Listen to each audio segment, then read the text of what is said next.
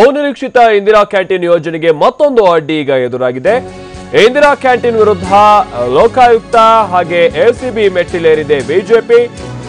Indira canteen ಯೋಜನೆಯಲ್ಲಿ ಭಾರಿ ಅವ್ಯವಹಾರದ ಆರೋಪವನ್ನ ಮಾಡಿ ಸಿಎಂ ಸಿದ್ದರಾಮಯ್ಯ ಜೊತೆಗೆ ಸಚಿವ ಕೆಜೆ ಜಾರ್ಜ್ ವಿರುದ್ಧ ದೂರು ದಾಖಲಾಗಿದೆ ಅಂತೇಳಿ ತಿಳಿದು ಬಂದಿದೆ. ಲೋಕಾಯುಕ್ತ ಎಸಿಬಿ 4ನೇ ಎಸಿಎಂಎಂ ಕೋರ್ಟ್ನಲ್ಲಿ ದೂರು ದಾಖಲಾಗಿದೆ ಅಂತೇಳಿ ತಿಳಿದು ಬಂದಿದೆ. ಸಿಎಂ ಜೊತೆಗೆ ಜಾರ್ಜ್ ಸೇರಿದಂತೆ 4 ವಿರುದ್ಧ ದೂರು ದಾಖಲಾಗಿದೆ ಅಂತೇಳಿ ತಿಳಿದು ಬಂದಿದೆ. ಸಚಿವ ಕೆಜೆ ಜಾರ್ಜ್ ಹಾಗೆ ಸಿಎಂ ಸಿದ್ದರಾಮಯ್ಯ ಸೇರಿದಂತೆ 4 ವಿರುದ್ಧ ದೂರು ದಾಖಲಾಗಿದೆಯಂತೆ.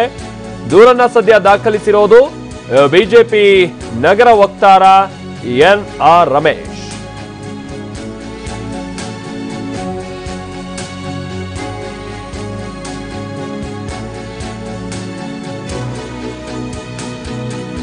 ಬಿಜೆಪಿ ನಗರ ವಕ್ತಾರ ಎನ್.ಆರ್. ರಮೇಶ್ ಈಗ ಸಿಎಂ ಸಚಿವ ಕೆಜೆ ಜಾರ್ಜ್ ಸೇರಿದಂತೆ 4 ವಿರುದ್ಧ ದೂರನ್ನ ದಾಖಲಿಸಿದ್ದಾರೆ. ಇದಕ್ಕೆ ಕಾರಣ ಅಂತಂದ್ರೆ ಇಂದಿರಾ ಕ್ಯಾಂಟೀನ್ ನ ವಿಚಾರವಾಗಿ ಇವರು ದೂರನ್ನ ದಾಖಲಿಸಿರೋದು ಅಂತೇಳಿ ತಿಳಿದು ಬಂದಿದೆ. ಬಹಳ ಒಂದು ಅವ್ಯವಹಾರ ಆಗಿದೆ ಅದರಲ್ಲಿ ಅನ್ನುವಂಥದ್ದಕ್ಕೆ ಸಂಬಂಧಪಟ್ಟಂತೆ ಅವರು ಬಹುಶಃ ಅದರಲ್ಲಿ ಉಲ್ಲೇಖ ಮಾಡಿರುವಂತಹ ಸಾಧ್ಯತೆ ಇದೆ.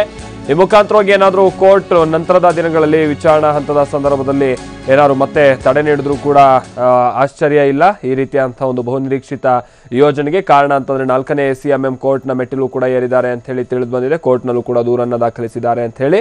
ಹೀಗಾಗಿ ಯಾವ ವಿಚಾರಕ್ಕೆ ಅನ್ನುವಂಥದ್ದು ಇನ್ನಷ್ಟೇ ಸ್ಪಷ್ಟವಾಗಿ ಏನೇನು ವಿಚಾರವನ್ನ ಮುಂದಿಟ್ಕೊಂಡು ಅವರು ದೂರನ್ನ ದಾಖಲಿಸಿರೋದು ಅದು ಇನ್ನಷ್ಟೇ ತಿಳಿದು ಬರಬೇಕಾಗಿರುವಂತ ಮಾಹಿತಿ.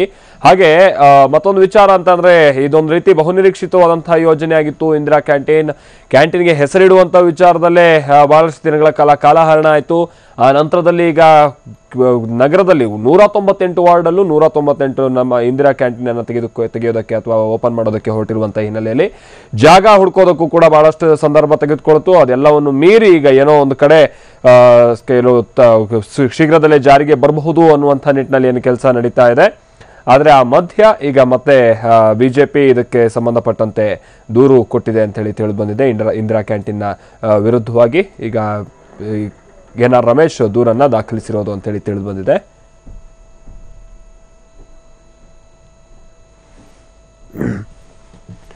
ಅಗೈನ್ ಇದಕ್ಕೆ ಸಂಬಂಧಪಟ್ಟಂತೆ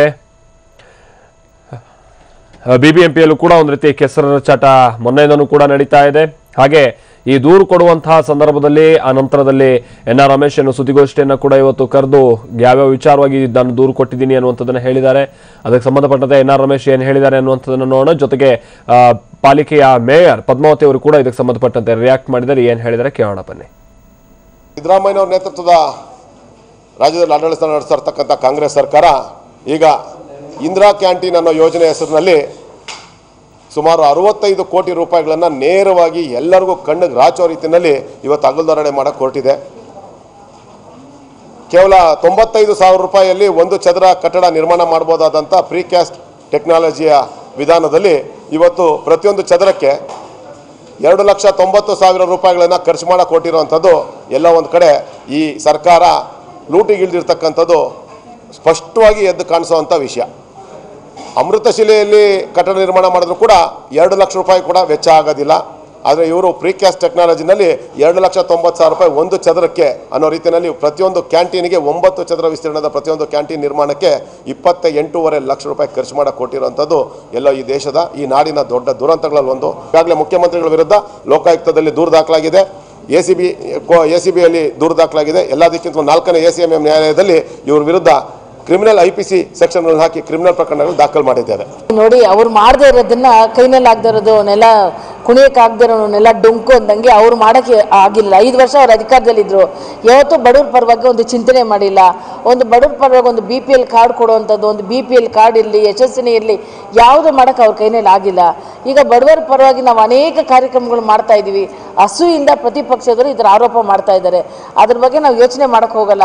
ಬಡವ್ರ ಪರವಾಗಿ ಮಾಡಿರ್ತಕ್ಕಂಥ ಯೋಜನೆ ಮಾಡೇ ಮಾಡ್ತೀವಿ, ಮಾಡ್ತಿರ್ತೀವಿ.